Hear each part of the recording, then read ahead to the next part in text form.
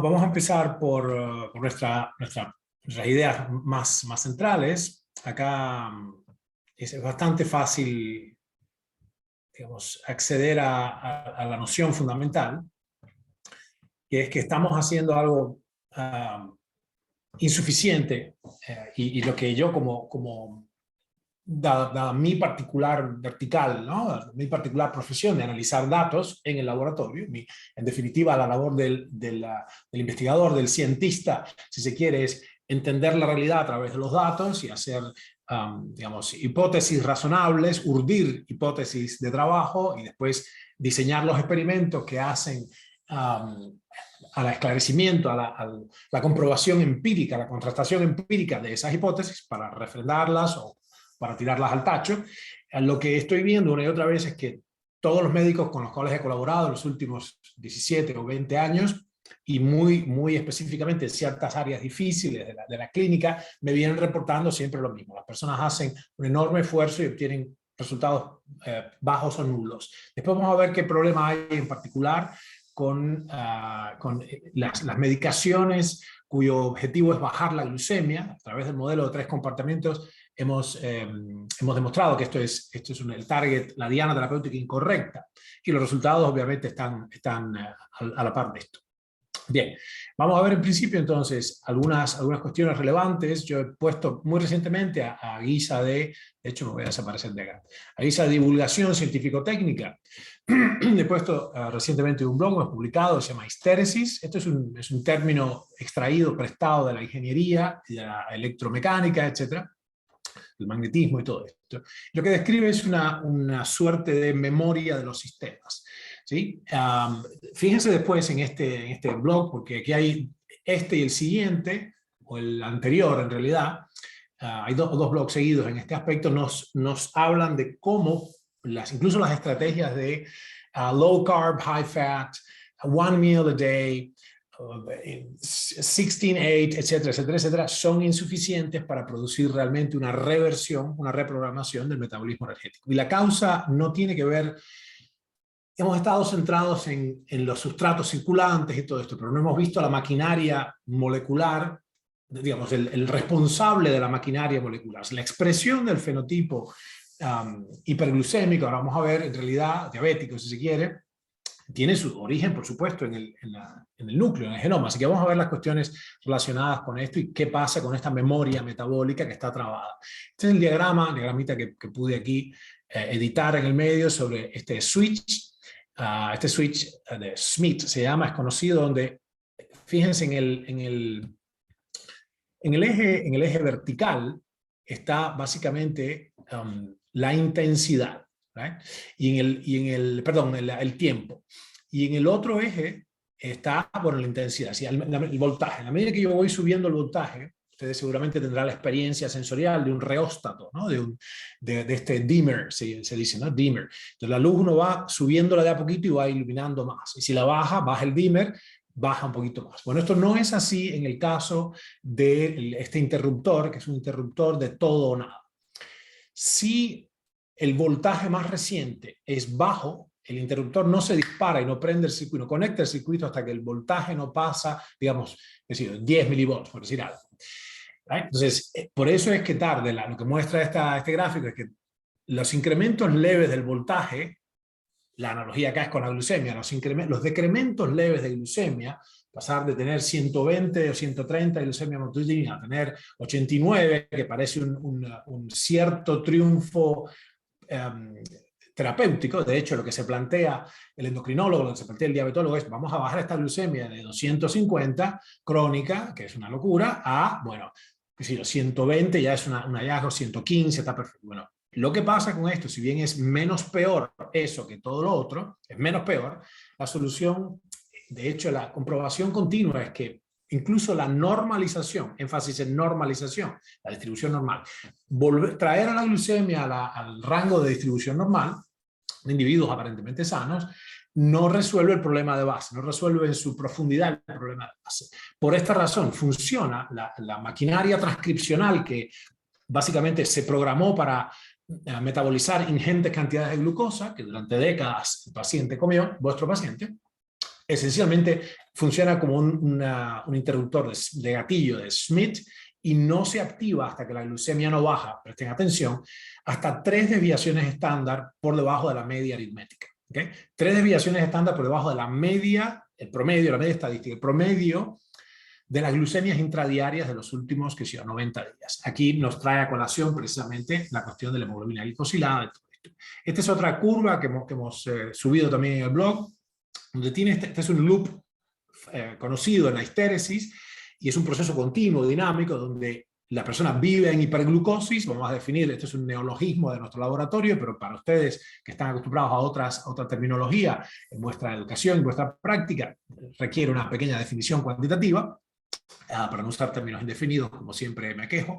Y la cuestión es que hace falta pasar acá, como ustedes ven entonces, la cruz, el dial, la cruz de este gráfico representa algo así como la media. Por ejemplo, podría ser la glucemia matutina en este caso. Nada que alardear en ese caso, pues 2 personas, como vamos a ver al final, 2 personas pueden presentarse a la mañana con la misma glucemia matutina, le hace 86 miligramos por decilitro.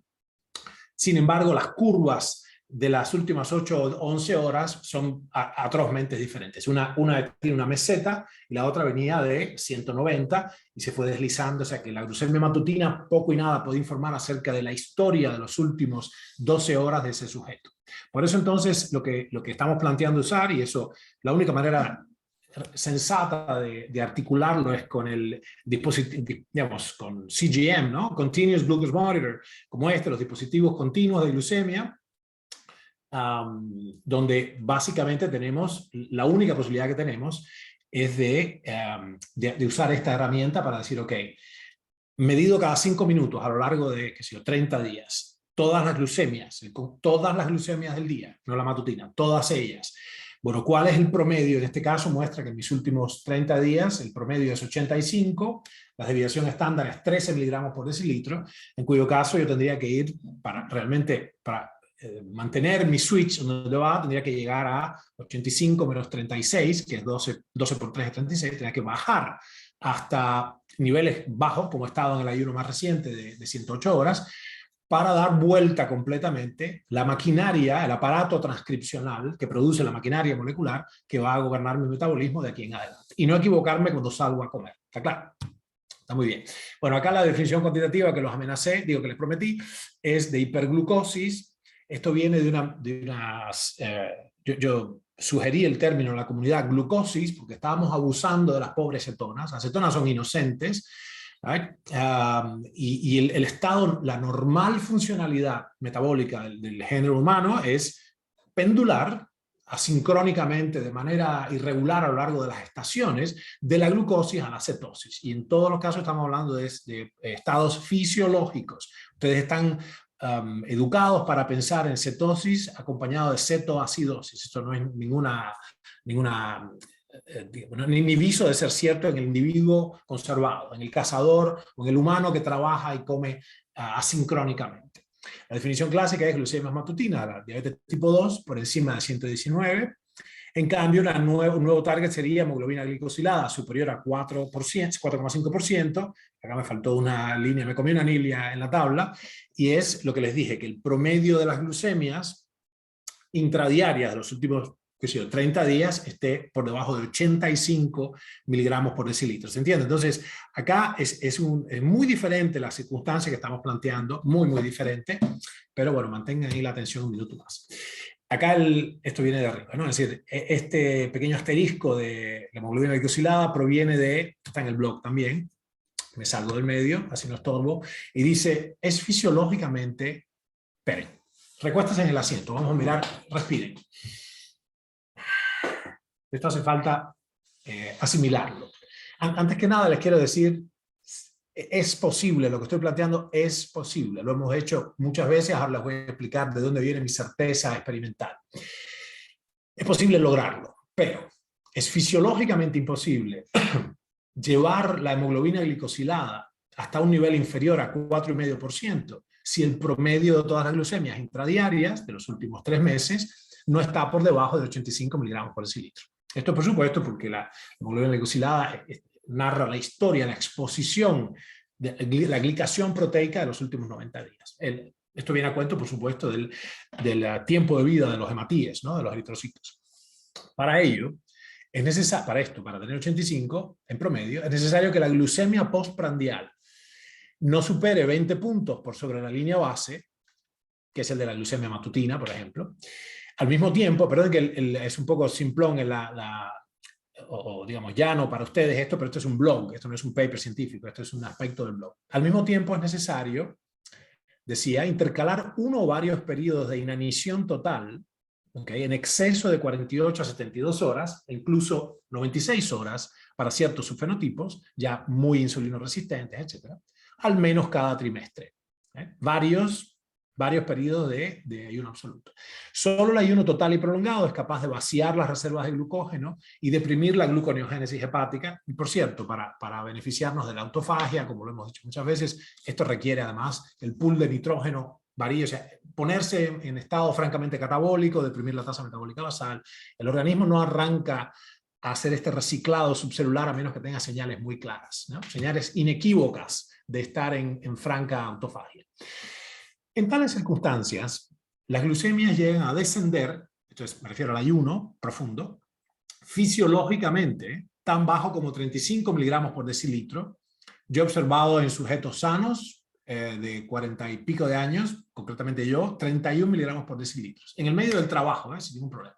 Y se mantienen en un rango de entre 40 y 70 miligramos por decilitro durante todos los días del ayuno total sostenido más allá de la reserva de glucógeno. Esto es, deprimiendo el promedio de las excursiones glucídicas. Ahora, si ustedes no tienen ninguna experiencia profesional en esto y están azorados a este punto, ténganme un minuto más de paciencia. Las palabras no duelen. Déjenme demostrar de dónde viene la experiencia y qué data tenemos y cuál es la constatación. Esto es relativamente nuevo y único, de hecho, en los anales de la clínica, hasta donde yo sé, por la literatura en PubMed. Me refiero a un paper mío publicado recientemente. Pero entonces, si están azorados, permanezcan acá sentados, porque hay algo muy interesante detrás de esta noción. Al mismo tiempo, sigue diciendo el blog, el ayuno total sostenido induce la síntesis de cuerpos cetónicos en un rango de entre 2 y 7 milimoles por litro. Está perfecto. Para una proporción o ratio de beta-hidroxibutirato a glucosa muy superior a 0.5. La definición misma de cetosis fisiológica. Cabe aclarar, para los que estén azorados por vuestra educación y experiencia previa, que el pH se mantiene sin ningún problema en 7.4 a lo largo de todo el proceso. Como no estamos solos acá, mis queridos amigos profesionales, vamos a recordar para los que están no iniciados, no para que comenten, sino para no dejarlos, sabemos que están ahí. El pH es el logaritmo invertido de base 10 de C, sería el logaritmo invertido de la concentración, donde C es la concentración de protones del medio. Concentración de protones del medio. Entonces, pH es una medida, se mide en milimoles por litro. Entonces, 7.4 milimoles por litro justamente de protones, lo que quiere decir es que el ambiente, el pH, el ambiente es neutro. No es ni ácido ni alcalino, que ni lo contrario. No es ni ácido ni alcalino. No es ni como el limón ni como el bicarbonato. ¿Está claro?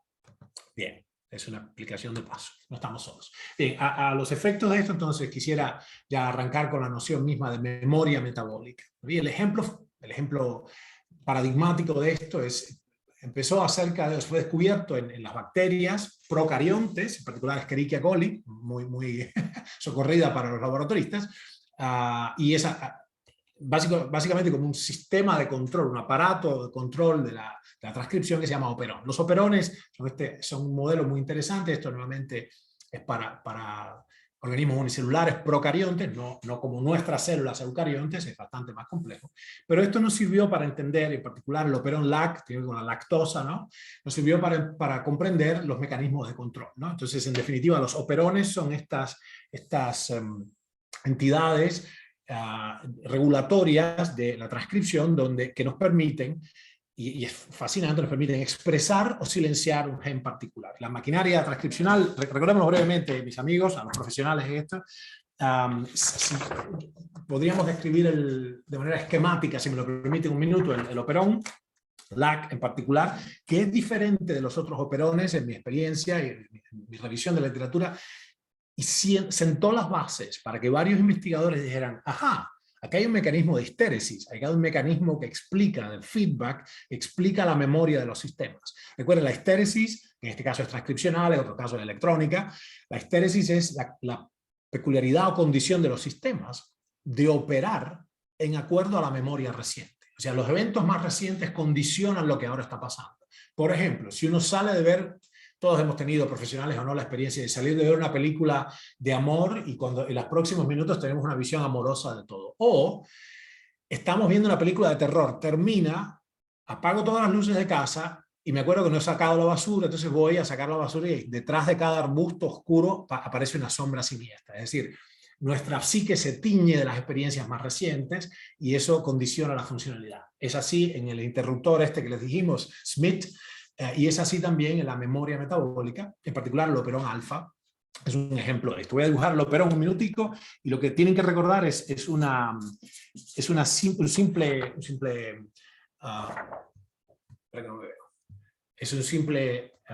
una simple sigla, el acrónimo es PROG, ¿no? PROG, y es promotor, represor, operador, gen. Promotor, represor, operador, gen. Lo voy a pintar con vuestro permiso un minutico.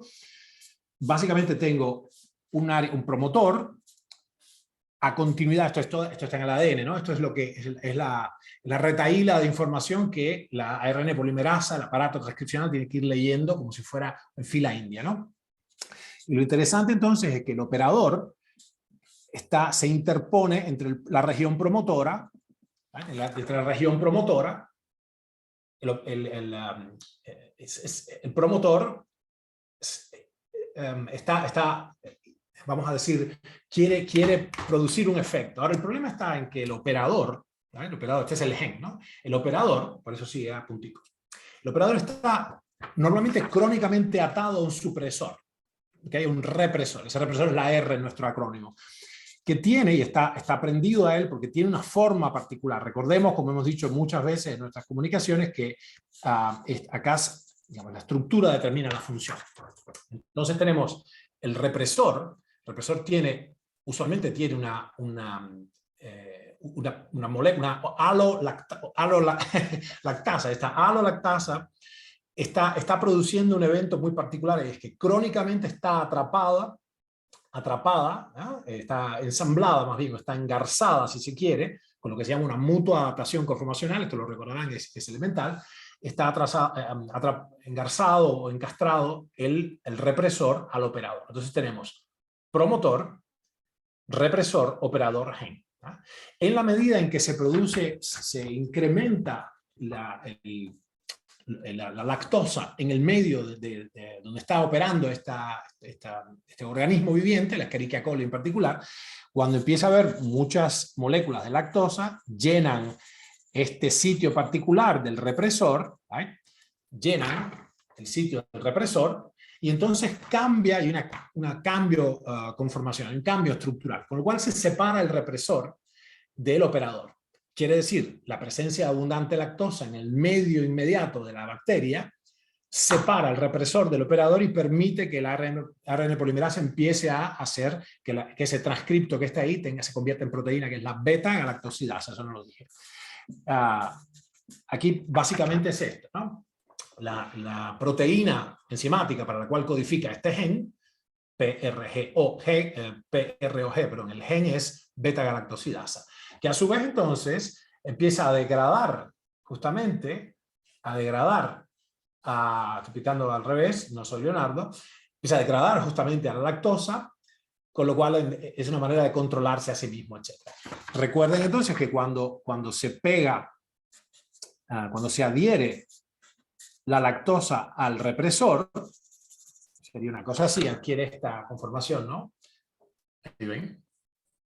Cuando entra la lactosa en ese sitio particular, prostético del represor, entonces se libera el mecanismo. Ahora, está muy claro, esto no, digamos, porque esto es el mecanismo de todos los operones en general, ¿vale? Es algo parecido. En este caso, el operón LAC tiene una característica particular, que es que otro azúcar, la glucosa, si es muy alta la glucosa en el mismo medio, en el medio de cultivo donde tengo la Escherichia coli, tengo abundante lactosa, empieza a funcionar el mecanismo de la beta-galactosidasa. Ok, pero si además agrego glucosa, aunque no falte la lactosa, agrego glucosa, la glucosa inhibe el proceso mismo y la célula dice, esa bacteria dice, bueno, ¿sabes qué? Vamos a empezar a fermentar glucosa, y esto después lo almacena en su medio, convirtiéndolo en etanol, y el etanol en el medio, por eso se hace vino también. El etanol en el medio bacteriano sirve como sirve la grasa para nosotros. En el futuro, cuando no haya glucosa, voy a tener el etanol que fabriqué para volver a meterlo en el sistema y tener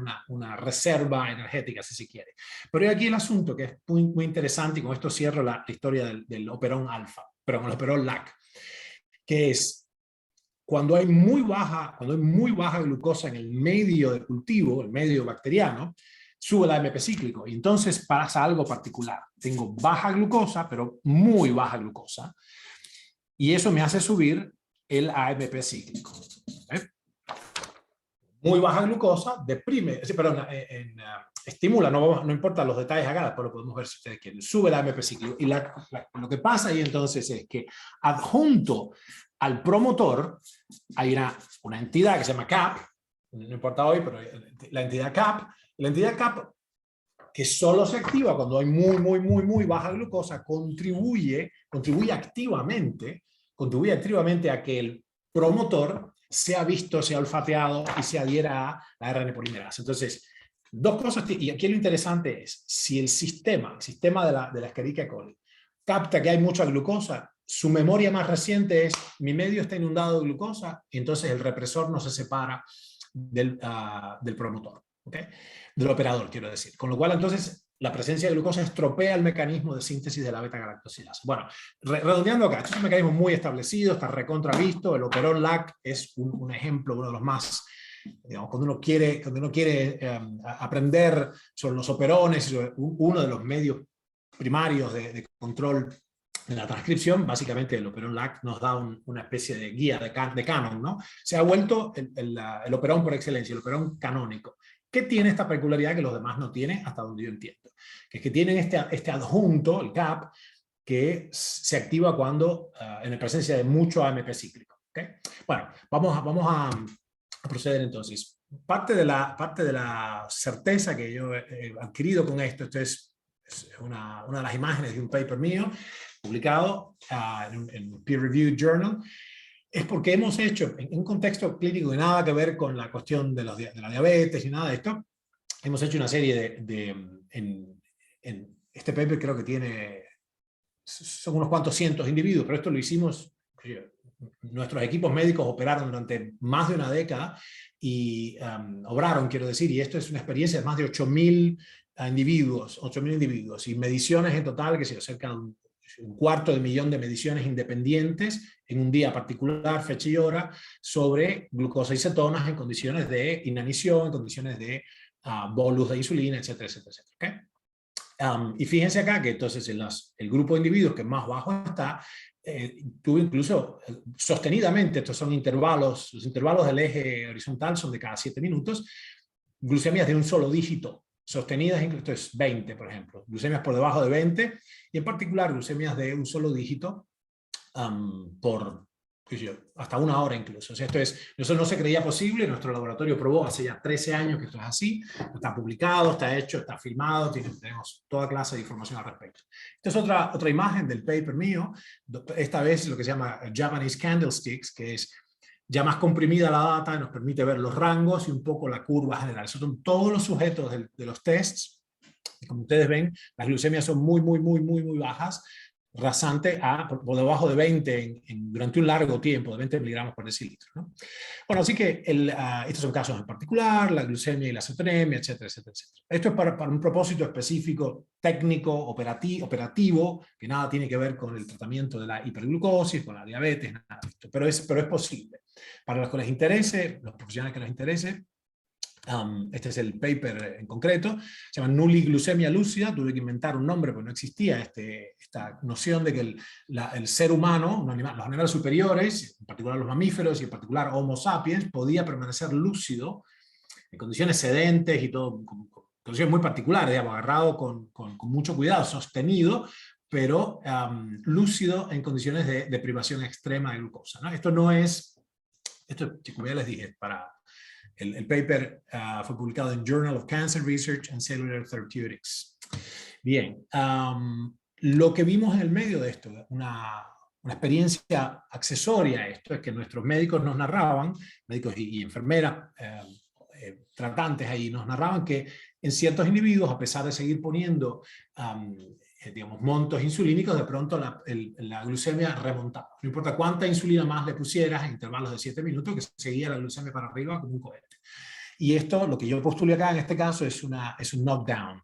No un knockout, no una anulación del gen, sino un knockdown basado nuevamente en un cambio conformacional transitorio de los receptores insulínicos. ¿Por qué digo esto? Porque es importante entender, pensar en la resistencia insulínica, también en primer lugar como digo yo, tanto el cántaro a la fuente hasta que se rompe. O sea, pensar en términos de, bueno, acá hay una fatiga del material, si se quiere. De hecho, fatiga del material es una cosa que mi mamá me enseñó, mi mamá era arquitecta, me enseñó cuando yo era niño que había una cosa llamada memoria del material, ¿no?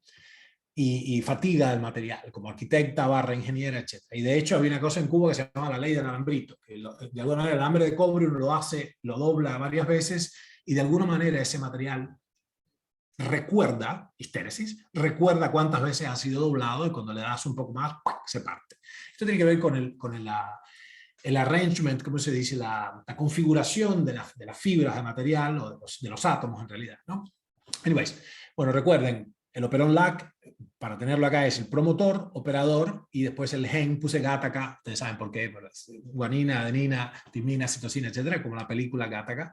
Pero es decir, tenemos un promotor en línea con un operador que está trabado por el represor, que entonces estructuralmente impide, bloquea el acceso del ARN polimerasa, que está leyendo de izquierda a derecha, está leyendo esa información, y no puede entonces entrar al transcripto que está acá y producir la proteína para la beta-galactosidasa. Así que bueno, está muy claro esto. Vamos a ver algunas declaraciones en particulares. Ténganme un minuto más de paciencia antes de poder elucidar mejor estas ideas. Vamos a ver en la práctica, con un sujeto que soy yo, cómo se hace esto de bajar 3 desviaciones estándar de la media glucídica para abajo, ¿no? Dice, incluso un aumento transitorio de la glucosa, este es el problema, ¿no? Produce un incremento de la expresión de fibronectina en las células endoteliales humanas, por ejemplo, que persiste después de varios pasajes in vitro. Este es pasajes cuando lavas el medio, renuevas, pero persiste esta expresión. Otra cosa es la hiperglucemia, por ejemplo, en ratas diabéticas tipo 1, hay modelos para eso, y ustedes saben. Produce un estrés oxidativo que no se revierte con la normalización casi completa de la glucosa en sangre. Es decir, es como el mal ya está hecho. Una vez que haces un imprint y el sistema lo condicionas para operar de cierta manera, aún revirtiendo esto se empezó originalmente en embriología a entender, es decir, la exposición de los tejidos a ciertas hormonas o morfógenos o inductores producía una diferenciación que persistía en el tiempo a pesar de que el inductor no está más, ¿no?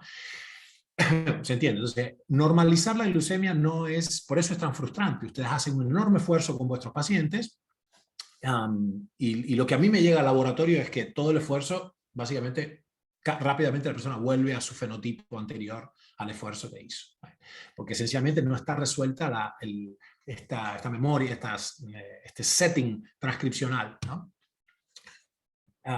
Dice, el fenotipo hiperinsulinémico persiste cabronamente, incluso después de la normalización completa de la glucosa, un fenómeno conocido como memoria metabólica, o así le decimos.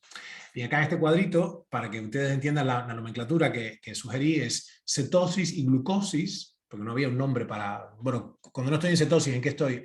¿Normalosis? No, entonces la cuestión es, no fue normal para la especie humana estar siempre en glucosis, nunca fue normal, de hecho, lo más infrecuente era comer. Era una bendición que nos caía cada 3-4 días, con suerte. O muchos días seguidos, alternados con semanas de inanición, etc.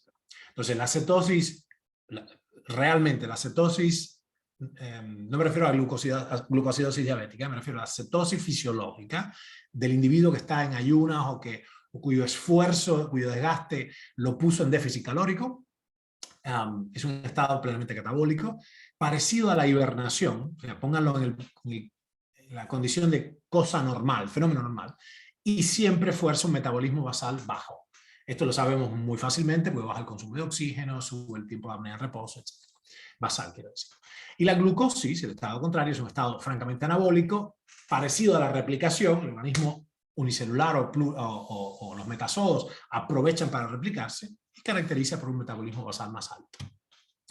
Bien, lo que estamos diciendo acá es que bañar al organismo en glucosa genera una expresión metaestable, ¿okay?, persistente de los genes responsables de promover la glucólisis, es la escisión de la glucosa en 2-piruvatos, recuerden, a la vez que inhiben vías respiratorias alternativas, ¿no? Un fenómeno observado por primera vez en el operón LAC. La presencia de glucosa inhibía, básicamente por la ausencia de AMP cíclico, que daba esta especie de cranque de motor de arranque en el CAP, que estaba asociado al promotor, etcétera, etcétera, etcétera. Bueno. Se asume en general, digo yo, que la maquinaria molecular encargada de la translocación, mover de un lado para otro, escisión y fosforilación de los sustratos energéticos, permanece cualitativa y cuantitativamente constante en función del tiempo, con independencia de las presiones ambientales. Mis amigos, amigas, esto no es el caso. Vamos otra vez. Por translocación, escisión y fosforilación me refiero a... Translocación es pasar la glucosa del compartimento sanguíneo a los tejidos. Esto hace, de hecho, al interior de las células, ni siquiera el intersticio. Más bien, la glucosa intersticial a través de la membrana. Esto es, salvo condiciones particulares, como los músculos en acción y ciertas zonas del cerebro, esto es básicamente los transportadores GLUT. Y es insulino requiriente, si se quiere, insulino dependiente. El mecanismo, quiero decir, no la persona. Right? Por escisión me refiero específicamente a la partición de la glucosa en 2-piruvatos, una hexosa en 2 triosas, que esta es la glucólisis, y por fosforilación me refiero precisamente a la cadena transportadora de electrones y todo este rollo. Entonces, vamos a decirlo otra vez. Ustedes asumen que la maquinaria molecular encargada de la translocación, los GLUT, escisión, las enzimas glucolíticas, y fosforilación, todas las enzimas de la cadena respiratoria, permanece cualitativa y cuantitativamente constante. Pero esto no es así. Una breve lista que dice, literalmente 3 minutos antes de abrir la llamada. Que si piensen en transportadores GLUT, en la exoquinasa 2, por el amor de Dios, la glutaminasa, por el otro lado, las enzimas glucolíticas, las enzimas fermentativas, láctico deshidrogenasa, equivalente de reducción, NAD, FAT reducido, etc. Complejos respiratorios, complejo 1, complejo 2, citocromo C, la vida de la petosa-fosfato, y finalmente la beta-oxidación de los ácidos grasos. Entonces, una breve lista de compras para ayudarles a ver en vuestra cabeza, con todo lo que ustedes han estudiado, hay una playa de operadores que no permanecen iguales en el tiempo, y algunos tienen que, en función de lo que está entrando a la célula, se manifiestan unas u otras cosas, pero no están siempre allí. ¿Okay? Es como si tengo una guerra, si emprendo una guerra con el reino vecino, que es específicamente aérea, yo desarmo todos los ejércitos terrestres y me pongo a hacer solo aviones. Y de pronto, bueno, tiene que dar un giro muy grande para que mis ejércitos digan, bueno, ok, no más aviones, esto no sirve más. Ahora la guerra es submarina y entonces fabrico submarinos. ¿Entiendes? Las armas de la guerra van a estar definidas por las condiciones más recientes de la guerra, pero eso se puede cambiar, pero requiere un gran esfuerzo. Yo quiero que ustedes entiendan, no podemos hacer pequeñas... Un mentor mío, Dan Peña, me dijo, half measures amount to nothing. Y ella agregó, bueno, me dijo otra cosa después. Half measures amount to nothing. Yo estaba planteando una cosa que era, bueno, hacer algo, digamos, una cierta modificación en mi tropa, que fuera, bueno, más o menos favorable a todo. No, es a fondo, todo o nada. Entonces tienes que resolver el problema de raíz, ¿no? Half measures amount to nothing, motherfucker. Así me dijo. Entonces la cuestión acá, tenemos que ir, vuestros pacientes de vuestra mano, tienen que ir muy abajo para dar vuelta y crear la histéresis conversa, que por cierto hay evidencia de que esto es así, la beta oxidación de los ácidos grasos se puede favorecer muchísimo. Recuerden de pasada que el receptor insulínico está contiguo en el espesor, en la barra azul de abajo de la membrana, ¿no? El espesor de la membrana está contiguo, por supuesto, no hay sorpresa, a los... básicamente a los transportadores GLUT. Y fíjense que en este sitio acá, el prostético, está la insulinita que lo toca ahí, ¡ping! 1 y 2 moléculas por cada uno de los receptores. Tanto va el cántaro a la fuente hasta que se rompe. Esto es un problema. Existe la posibilidad de digamos, doblar, sino romper, doblar, como en la ley del alambrito, doblar a los receptores, que se produce una fatiga entonces, una fatiga. Bueno, fatiga que, por cierto, esto pasa con todos los receptores nicotínicos, muscarínicos, todas las vías dopaminérgicas, qué sé yo. Si pones todo, ¿por qué hace falta tomar cada vez más Valium? Porque básicamente los receptores benzodiazepínicos se fatigan. Y en el tiempo, entonces, subir el efector, sea lo que sea, la sustancia que sea, ¿ok? Qué sé yo, inhibidores de la recaptación de, no quiero entrar por ahí, pero para no desviarnos, porque la mente es muy peculiar, pero cualquier cosa que uno ponga, desde el café hasta la cocaína, pobrecita la gente, en el tiempo va bajando su eficacia. Bueno, aquí pasa lo mismo, ¿no? Es uno de los muchos ejemplos de retornos marginales decrecientes en los sistemas. Dice acá, un ejemplo, espero que no estén durmiéndose, ¿no? Un ejemplo clásico, como no los puedo ver, no los puedo regañar. Un ejemplo clásico es la inducción del gen GLAS durante la diferencia de las células fotorreceptoras, que se vio en la drosófila, la mosquita de la fruta, causada por una exposición transitoria a un determinado factor de diferenciación. Posteriormente, el producto del gen GLAS induce los genes específicos de los fotorreceptores y perpetúa este estado. O sea, esto ya se ha visto, como les decía, en varias partes de la biología, digamos, antes se llamaba embriología, cuando yo me acerqué a esto en 1980 y pico, 1984, ahora se llama, no me acuerdo cómo se llama, ya no es más embriología, es developmental biology, ahora tiene un nombre más fino, es biología del desarrollo, decía desarrollar. Bueno, recuerden la definición que dimos, hyperglycosis sería en inglés, ¿no? Para mí. Es un término inventado, ¿no? Pero si la hiperglucosis induce estos genes glucolíticos, en las células beta del páncreas, lo que induce un aumento persistente, semiestable, de la secreción de insulina, que podría impulsar la obesidad y la insulinoresistencia. Esto hay que poder demostrarlo. Y también debido a la glucotoxicidad, esto es clarísimo, podría conducir finalmente a la descompensación de las células beta y finalmente a la diabetes tipo 1. ¿Por qué es clarísimo lo de que la glucosa, siendo un combustible universal, se convierte en un tóxico? Bueno, porque si no, no hubiera glucosuria. Hay un cierto... Recuerden, los SGLT2, los transportadores de los recaptadores selectivos, los recaptadores de glucosa asociada al sodio en los túbulos renales, funcionan del KM, el KM de esta aparatico molecular, funcionan de manera que continuamente rescatan glucosa de la orina y la devuelven al torrente sanguíneo hasta que la glucemia supera una concentración particular. Ahí entonces se produce un problema y que se detona una glucosuria. De hecho, hay fármacos, como ustedes saben, como la paliflozina. Nuestro laboratorio tiene un track record tremendo de estudiar esto mucho antes de que se aprobara por la FDA para el tratamiento de la diabetes tipo 2, recalcitrante a biguanidas y otras cosas. Y porque mi truco es estudiar los errores innatos del metabolismo como un mapa de qué puede ser, en este caso la glucosuria congénita. Bueno, anyways, I digress. El punto es en este caso que el organismo sí llega a interpretar que la glucosa es un tóxico y se deshace de ella orinando.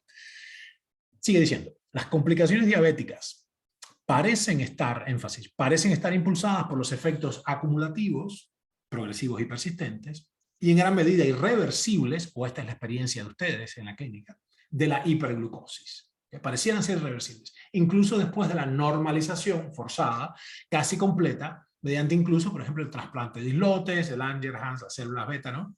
De forma similar a los efectos acumulativos y en gran medida irreversibles del estradiol en periodos iniciales de la organogénesis. ¿Right? Acá entonces, digo parece porque en el fondo, de hecho ustedes van a ver después, la hemoglobina glicosilada, que es un target muy, muy importante, 10 veces mejor que la glucemia matutina para saber dónde está la persona, explica apenas un 25% de la varianza, no sé cómo se dice en español, varianza sería, ¿no? Varianza. Apenas un 25% de la varianza en patología diabética ya, retinopatía, falla renal, problemas cardíacos, etc. Lo que no cuenta, lo que no dice este modelo es que en el fondo, mi laboratorio demostró esto ya, el rebalsamiento glucídico, es una hipótesis específica con la vitamina C, en el fondo el problema de la diabetes es que hace más pronunciada aún la falta de vitamina C crónica de las personas urbanas superalimentadas, ¿no?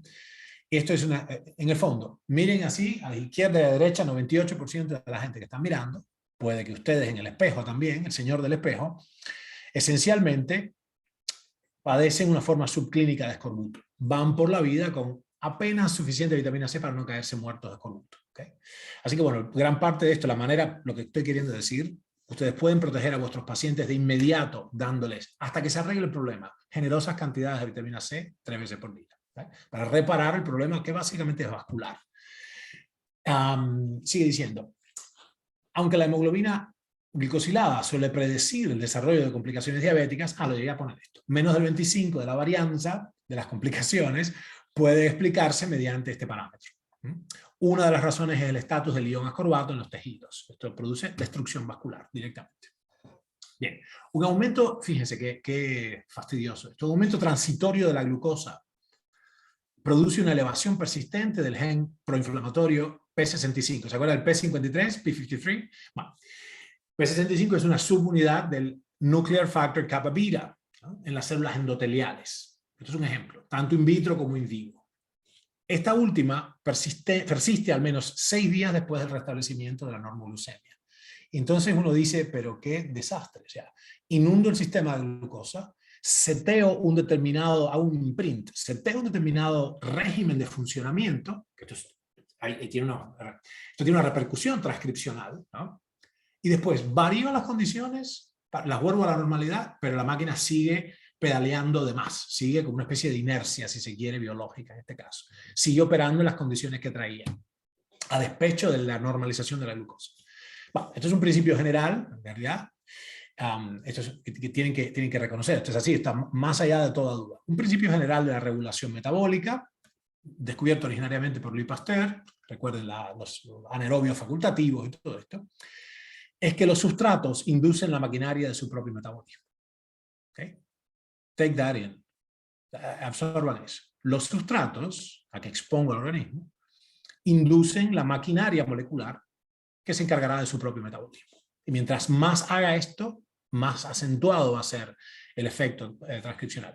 Las levaduras, por ejemplo, se adaptan a las condiciones ambientales, es decir, del medio de cultivo, ¿no? Utilizando una lógica metabólica similar a la de los mamíferos. De modo que cuando la glucosa está muy disponible, superabundante, crónicamente, se utiliza como combustible principal para producir ATP. Y el exceso de carbonos se excreta en la forma de etanol para su uso futuro. Creo que esto lo mencioné antes.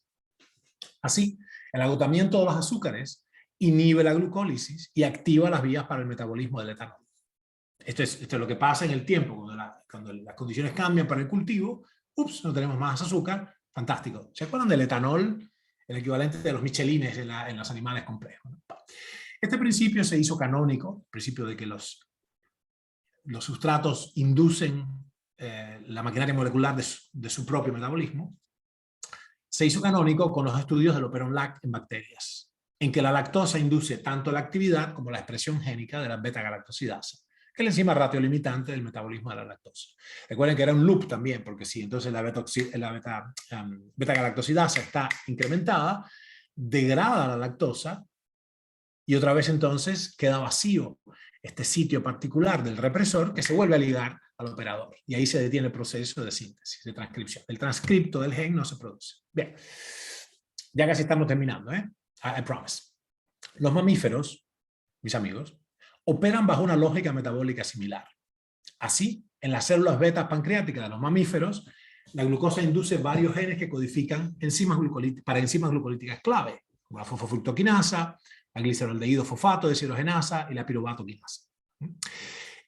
El análogo estructural, presten aguda atención acá, el análogo estructural de la glucosa, 2-deoxiglucosa, 2-DG, no imita estos efectos, apoyando el hecho de que la inducción de estos genes está mediada por la cascada entera, el metabolismo de la glucosa. Yo tengo particular experiencia con esto.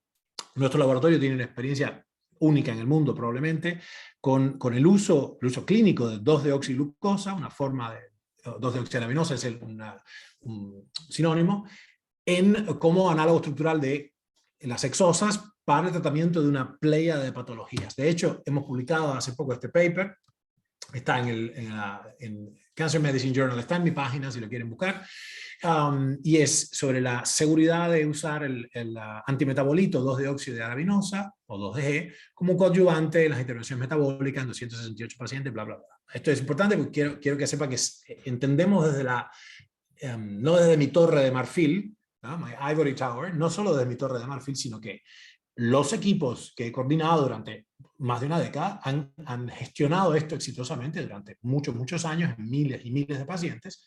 O sea que sabemos una cosa o dos acerca de estos análogos estructurales, etc. Que no es una isoforma, ¿no? Como la alolactosa. ¿Se acuerdan? La alolactosa es esta isoforma, no sé si estoy mostrando, ¿no? Pero un segundo.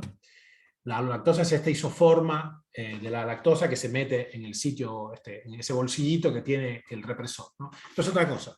La 2-DG, 2-deoxiglucosa, es básicamente un análogo sintético de la glucosa. Recuerden si... No importa, no quiero desviarme para allá. Pero miren, leen el paper, que es importante. No es importante, es brutal. Ese paper es la base de muchas cosas importantes en clínica. All right.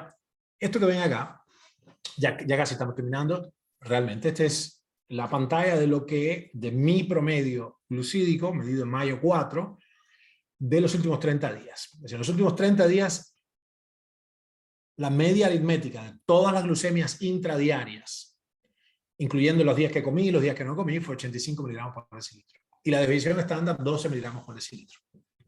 ¿Okay? Entonces, por eso decía yo, y esto ahora viene la parte operativa, la depresión de glucosa que ustedes tienen que inducir en las personas a vuestro cargo, debe rondar 3 desvíos estándar.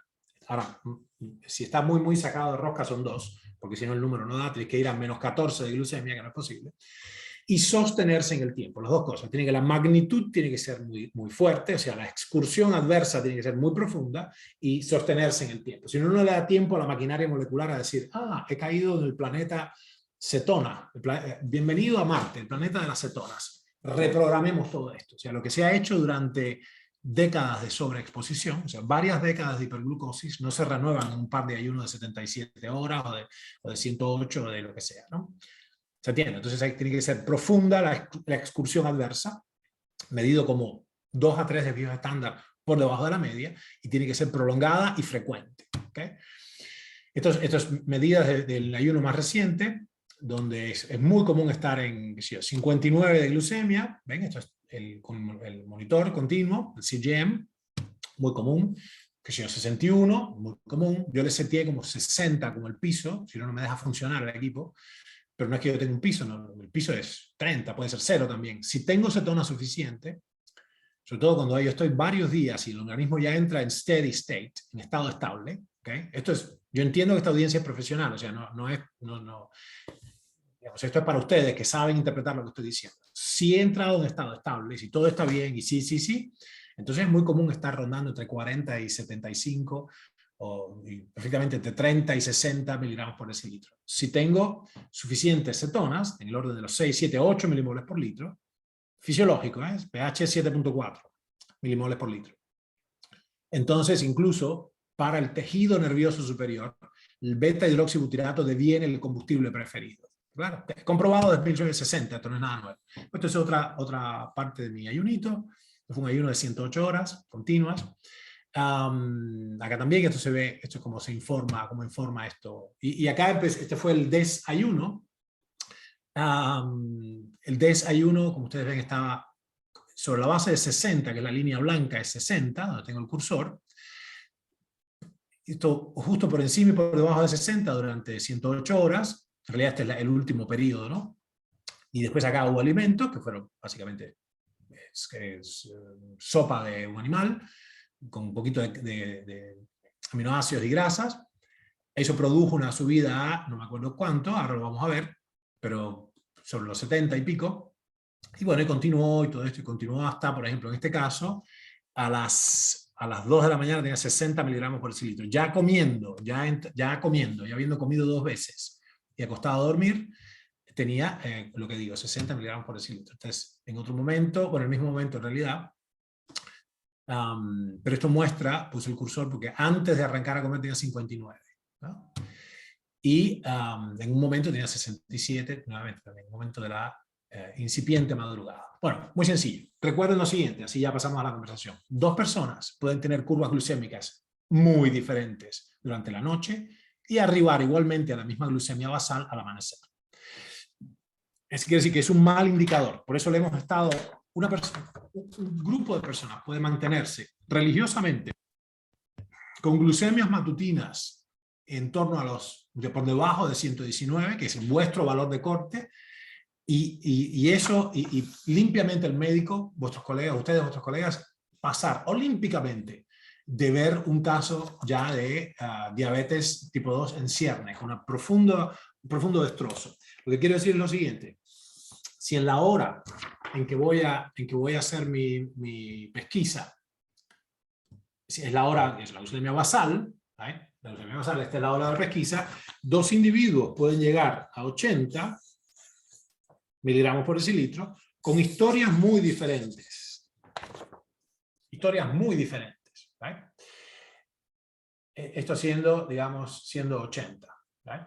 Ahora, sorry que no es una curva, es una recta eso. ¿Okay? Ahora, fíjense, muy interesante, en términos estrictamente farmacológicos, piensen en la glucosa como un fármaco, y todo esto que ven acá,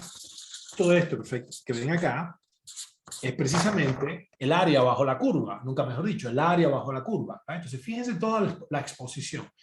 Si se quieren hacer una idea de esto, y me parece que les puede servir, ustedes multipliquen los miligramos por decilitro que tiene vuestro paciente y multiplíquenlo por cuántos decilitros de sangre tiene la persona. Porque tengas 5 litros, son 50 decilitros. Ok, por 250 miligramos por decilitro y le ponen en la mesa la cantidad de sobrecitos de azúcar que equivalen a todos esos gramos. ¿Okay? Eso en el tiempo, o sea, la exposición es brutal. Estoy básicamente bañando los tejidos de esa persona en azúcar. ¿No? Bueno, muy bien, esto termina mi diatriba.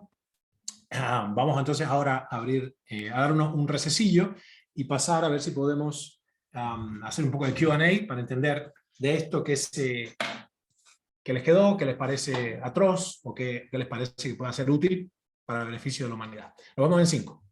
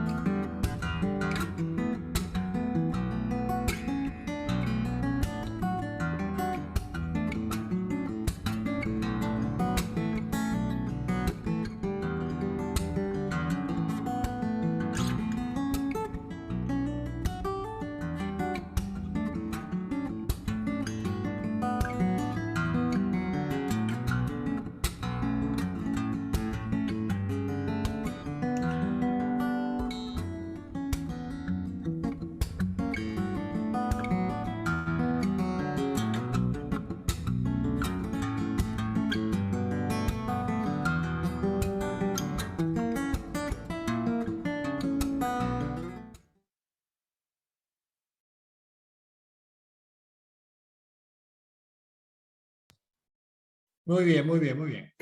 Bueno, les pido por favor, antes de arrancar con las preguntas, que se identifiquen abajo en la pregunta y pongan su especialidad. Así entiendo el contexto. Yo debo agregar que yo tengo un sesgo cognitivo en este caso, de que mi preocupación central en este aspecto, en esto que estoy diciendo, es un poco doble, pero lo que ahora surge fundamentalmente es la biogerontología. El asunto es que el fenotipo hiperglucémico, el fenotipo este de la hiperglucosis, está asociado al envejecimiento. Es típico del envejecimiento.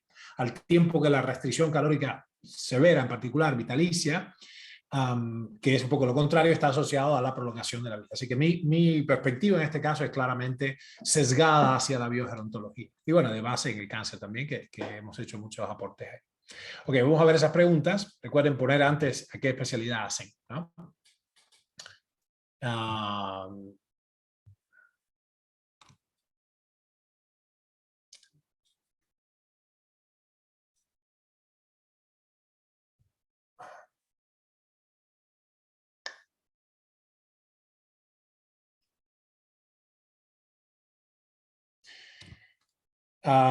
Miguel, que es licenciado en rendimiento deportivo y kinesiólogo, dice, excelente, gracias Miguel. ¿Cuál es el tiempo óptimo de periodo de comida para luego pasar al periodo de ayuno profundo? para que la máquina biológica no quede en proceso de inercia metabólica, preferencia glucídica. Bueno, eso depende de cada persona, eso es lo que hay que verlo muy específicamente en cada caso, y hay que hacer una estimación. Nosotros hemos trabajado arduamente en ello. Es imposible predecir de antemano qué va a necesitar. Es como juzgar el grado de daño, ¿no? Así que eso hay que ver, y la implementación requiere, yo diría, de la mano de una persona si una persona lo va a emprender, bueno, de la mano de un profesional como ustedes, no a tontas y a locas. Es muy particular. O sea, no se pueden dar acá, digamos, recomendaciones universalmente válidas, ¿no?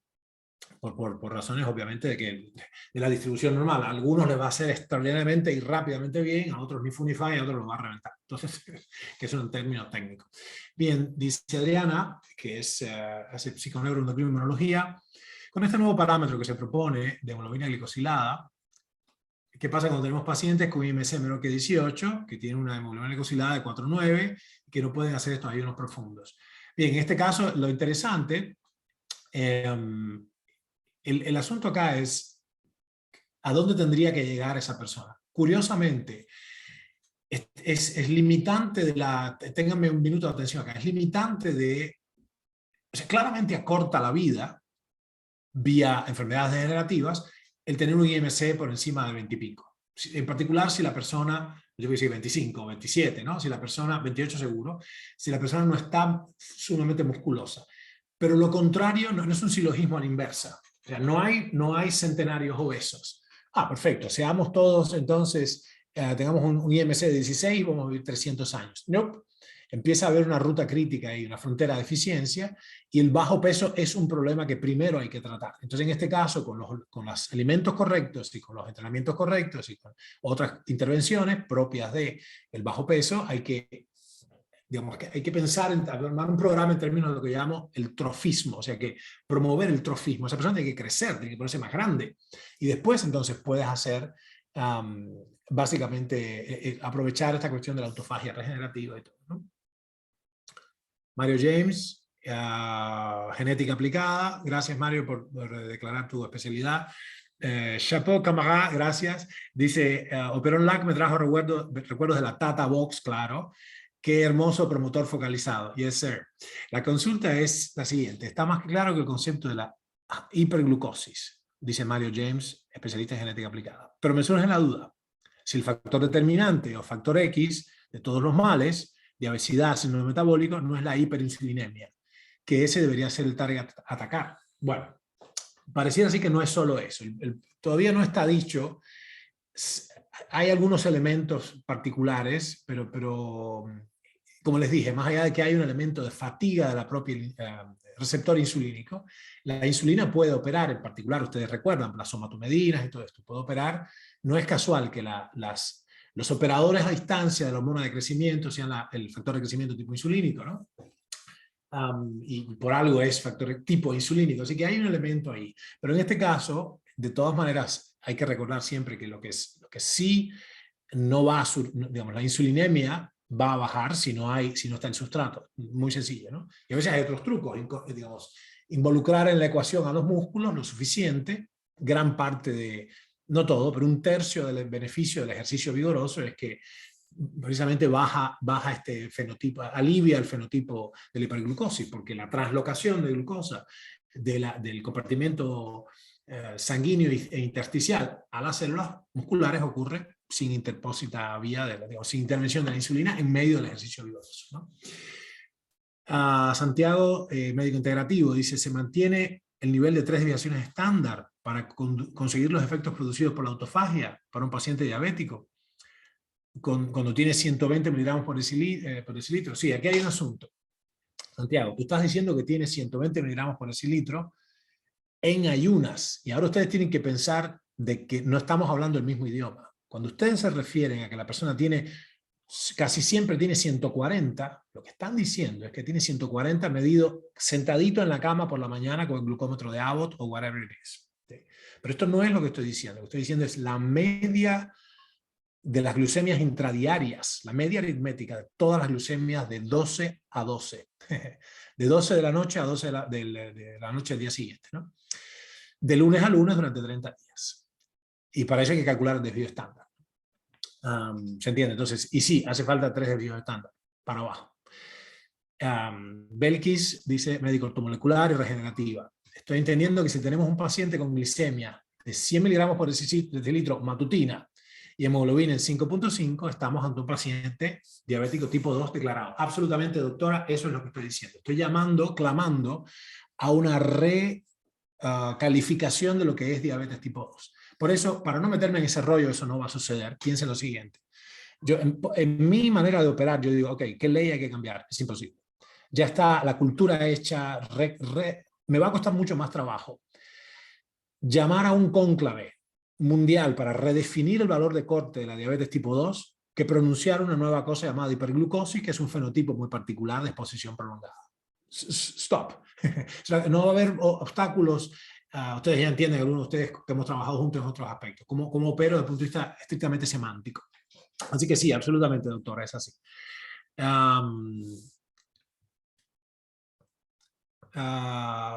Mauricio, biólogo, dice, practicante de ayuno profundo, gracias a ustedes. Bien, gracias. Si un ratio de 0.4 cetona-glucosa me pone en la puerta de la autofagia, ¿qué ratio cetona-glucosa me coloca en la autofagia plena? Bien, ¿y cuánto debe sostener ese ratio? Es una pregunta operativa, bien, Mauricio, hecha justamente por un biólogo. Es así. La fórmula, recuerden, es cetonas por 18 dividido glucosa. He escuchado por ahí que hay glucosa, cetonas. No es justificable. Biológicamente es una estupidez ese ratio, que es el que usa Ketomoco y todo eso. No es justificable. Sorry que soy así. ya me van a llamar a capítulo. Pero es así. Es cetonas por 18 dividido glucosa. Esta es la fórmula general del ratio cetónico desarrollada en mi laboratorio. Esto funciona, ¿eh? Si yo tengo mínimo minimorum, otra cosa que decía mi mamá, mínimo minimorum, como muy poquito, tiene que ser 0.5. Recuerden, los ratios o proporciones son magnitudes sin unidad. Los ratios o proporciones son magnitudes sin unidad. 0.5, ¿qué? Nada. Es la proporción entre cetona, tiene que haber más cetonas que glucosa. O sea, la glucosa tiene que llegar a constituirse en el combustible dominante de ese momento, ¿no? Fantástico. Entonces, básicamente, si tienes 0.8 milimoles por litro de cetonas, para que el ratio te dé 0.5, sin subir la cetona, tienes que bajar la glucemia a 10. Bueno, eso no es muy practicable, eso no es lo que estamos queriendo decir. Y la persona se te queda sentadita así, no tengo ganas de nada, ¿no? O no te dice nada, te dice por señas. Entonces, la glucemia va, el piso espontáneo en personas, esto asume que estamos hablando de personas sin otras patologías complejas. Un individuo adulto con la función hepática indemne, en cuyo caso la gluconeogénesis, la síntesis de nuevo, corre a soportar esto. Nunca es cero la glucemia, salvo en estas cuestiones que hemos hecho nosotros, inducidas con ya insulina en bolus, endovenosa, de liberación inmediata, etc. Que es un contexto en particular muy, muy delicado y no lo quiero meter ahí. Pero esto asume que vuestras personas, o sea, ustedes están tratando una cosa, que es la hiperglucosis, y con todas sus consecuencias, ¿no? De mediano y corto y largo, mediano y largo plazo. Entonces, si es así, la única manera que tenemos, le respondo al biólogo, es subir las cetonas. Y subir las cetonas simplemente es ayunar y conducir tu vida normalmente sin ejercicio vigoroso, porque eso compromete el tejido muscular, y lo vemos en orina, empieza otra vez la urea, todo el rollo.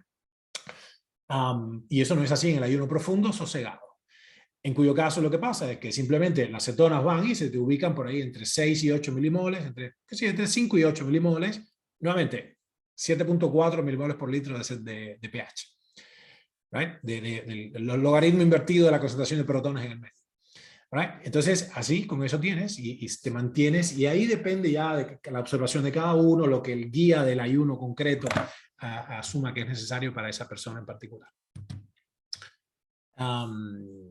Diana dice, soy odontopediatra, un paciente con IMC 21 que hace ejercicio y come comida real hace 2 años, tiene hemoglobina de glicosina de 5.7, podría deberse a una serie de malos hábitos. Por un lado sí, pero por otro casi seguro es que es demasiada proteína. Entonces recuerden que los aminoácidos, los monómeros que hacen al edificio proteico que llamamos proteína, hay un problema con el aprovechamiento proteico. Es casi seguro que esa persona Diana, tiene exceso de proteína, porque bueno, ustedes recuerden, hay aminoácidos glucogénicos, como la alanina, por ejemplo. Entonces, y se sabe que tiene un moderado efecto insulinogénico la proteína. Así que ahí la cuestión es probablemente relajarse un poco, tener una nutrición un poco más sosegada, más hacia las grasas, y también se puede colar alguna verdurita de hoja. El asunto es que los ayunos sean suficientemente profundos pero hay que serenarse ahí también, ¿no? Porque el asunto es que el estrés y los atletas continuos, eso es muy común, en particular jóvenes, en particular mujeres, el estrés produce constantemente, hay el cortisol y todo esto son hormonas básicamente catabólicas que te desguazan el tejido muscular, y hay un excedente de los aminoácidos que corren la vía glucogénica, ¿no?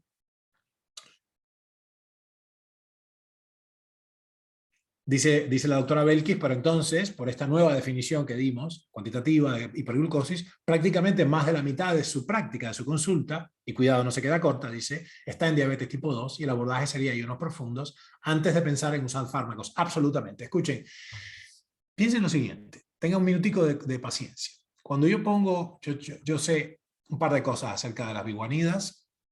Yo fui uno de los primeros que alzó la voz 17 o 19 años atrás a la comunidad por un metaanálisis interno que hice, que es la metformina, en particular, ya no está en el mercado, pero en su momento era la fenformina, era dramáticamente, con una magnitud del efecto grandísima, dramáticamente tenía menos incidencia de cáncer y mucho mejor outcome de contraerlo, al contraerlo, los pacientes diabéticos que usaban biguanidas como hipoglucemiantes, en comparación con otras hipoglucemiantes orales.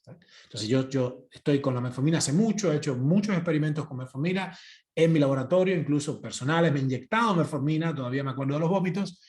Sabemos mucho a fondo de esta sustancia, pero piensen un minuto, por lo descrito acá, y por los pobres resultados que se obtienen generalmente en clínica, poner fármacos, o sea, los fármacos hipoglucemiantes no evaporan la glucemia queda atrapada en ese cuerpo. Lo que hago es translocar. Piensen en los hipoglucemiantes orales, incluyendo la insulina, como translocadores de glucosa. Y yo les pregunto, el mecanismo transcripcional que acabamos de describir, con algún detalle, usando el ejemplo del operón LAC, todo esto, no está en el interior de las células, no tiene que ver con la sangre. O sea, que yo pueda, por eso ustedes van a encontrar atletas con glucemias bajas, right? Con glucemias bajas, matutinas, y con sobrepeso, porque han comido una enorme cantidad de azúcar. Todo el ejercicio que usan les sirve para translocar a la insulina fasón el azúcar de la intersticio a las células, pero en las células el golpazo transcripcional ocurre de todas maneras. ¿Entienden? Entonces sí, así es.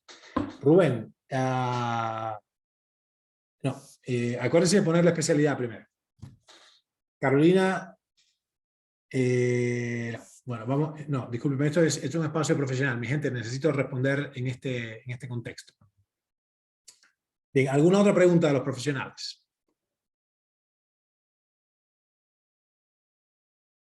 Rubén, psiconeuroendocrinología. ¿Cuántos gramos por kilo de proteína es demasiado para alguien con IMC 25 y con constitución predominantemente muscular? Gracias, un abrazo a ti. Sí, ahí yo creo que estamos... la pregunta requiere un poquito de calificación. Por ejemplo, ¿qué clase de proteína? Porque el problema es que el porcentaje de asimilación es muy diferente en las proteínas de los tejidos vegetales que de los tejidos animales, por una cuestión obvia que ya sabemos. El grado de aprovechamiento es diferente, con lo cual queda un excedente ahí. Pero en este caso, Rubén, el asunto acá es el sentido común. Por lo que me imagino que estás preguntando, eso es básicamente el propósito en este caso, es la musculación o el estar fuerte, el estar magro, que si este no es el problema que estamos tratando acá, ni por asomo. En todo caso,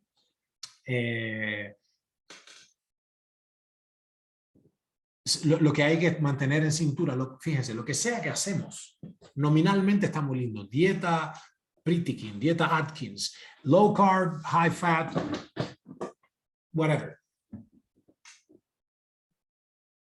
lo que finalmente tiene que ver es cuál es el fenotipo, cuál es la resultante biológica de las prácticas y conductas y tendencias de esa persona. Es vuestro paciente. ¿Se entiende esto? Entonces, no importa lo que hagas, mídete, y si te estás midiendo y las medidas te dicen acá algo no anda bien, entonces hay que mirarse hacia atrás. No podemos de antemano decir vamos a hacer tal cosa que es bárbara y esperar que cruzar los dedos. ¿Okay? Bueno, veo que no estamos con muchas preguntas. Está perfecto. Quiere decir que la presentación fue espantosa, porque si no hay ni dudas, entonces, evidentemente, esto que está en las antípodas de lo que ustedes quieren saber.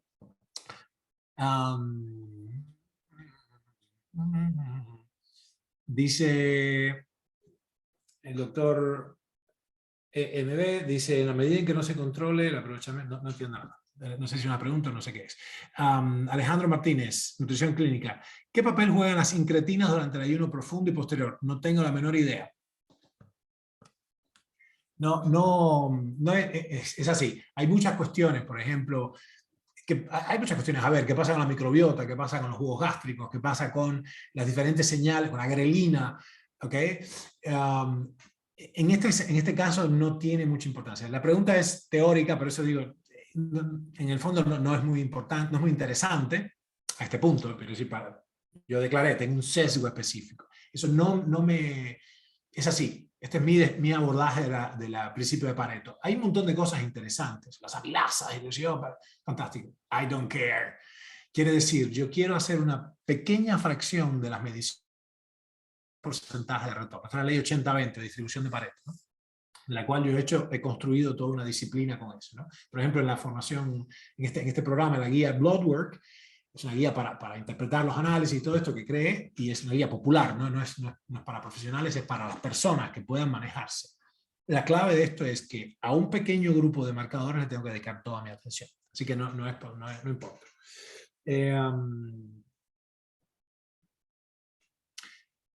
Daniel, que es nutricionista, dice cómo trataría a un paciente con hemoglobina glicosilada elevada debido a una hipercortisolemia inducida por estrés emocional. Daniel, me parece que está muy claro ahí. Hay que bajar el estrés emocional para bajar el cortisol. Pero hay estoy fastidiando, pero por supuesto que en tu pregunta esconde la respuesta. Ahora piensa en lo siguiente. Estamos hablando de ratios. Digamos, el cortisol elevado solamente es problemático si el ratio entre el cortisol y las hormonas sexuales, los esteroides sexuales, es pobre. Es decir, si domina la escena el cortisol. Por ejemplo, los atletas o los guerreros, las personas que están muy fuertes y qué sé yo, tienen el cortisol el doble de lo que yo lo tengo. Y eso no es un problema porque tienen el triple de testosterona, por decir algo. Así que lo importante no es cuál es el monto nominal absoluto, sino la proporción, el monto neto, ese cortisol que opera ahí. Así que una de las cuestiones es resolver, justamente darle herramientas de manejo del estrés a tu paciente, pero además de eso, fortalecer el eje esteroideo, el eje justamente córtico suprarrenal, el eje, de hecho, gonadal, más bien, ¿no? ¿Se entiende, no? Por supuesto. Ahora, por cierto, Daniel, como es trauma complejo y todo este rollo, acá va a haber que mudarse a un país donde esto ya sea legal, porque para trauma profundo, no tiene nada que ver con la presentación de hoy, pero ya estamos muy cerquita de la aprobación del MDMA, metildioximetanfetamina, en condiciones controladas con prescripción, psiquiatría para el tratamiento de trauma, estrés postraumático, cosas severas, gente que viene de la guerra y todo, y otras cuestiones, de traumas muy duros, y esto ya viene, está ahí a la vuelta, ¿no?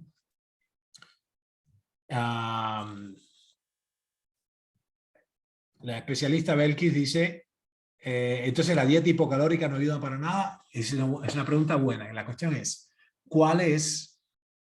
Porque esta es la engañifa semántica. Dieta hipocalórica, ¿qué quiere decir eso? ¿No? Lo que pasa con que yo tengo creo que es un buen punto para cerrar. Fíjense en esto, la restricción calórica moderada y crónica, restricción calórica moderada crónica, CR, ¿no? Caloric restriction, moderada y crónica, lo que produce es moderadamente eficaz al inicio y rápidamente el organismo regula. Hay un mecanismo interno del cuerpo que yo he llamado el energostato, para fastidiar, puedo describir un poquito de cuáles son los intervinientes, pero no tiene sentido operativo, y es cuando el organismo sensa que están escasos los nutrientes, automáticamente a través del eje, justamente tiroideo y todo, baja la tasa metabólica basal. Al principio se aprieta un poquito, mejora un poquito el fenotipo hiperinsulínico, etcétera, la obesidad y todo, la inflamación, pero después rápidamente deja de tener efecto.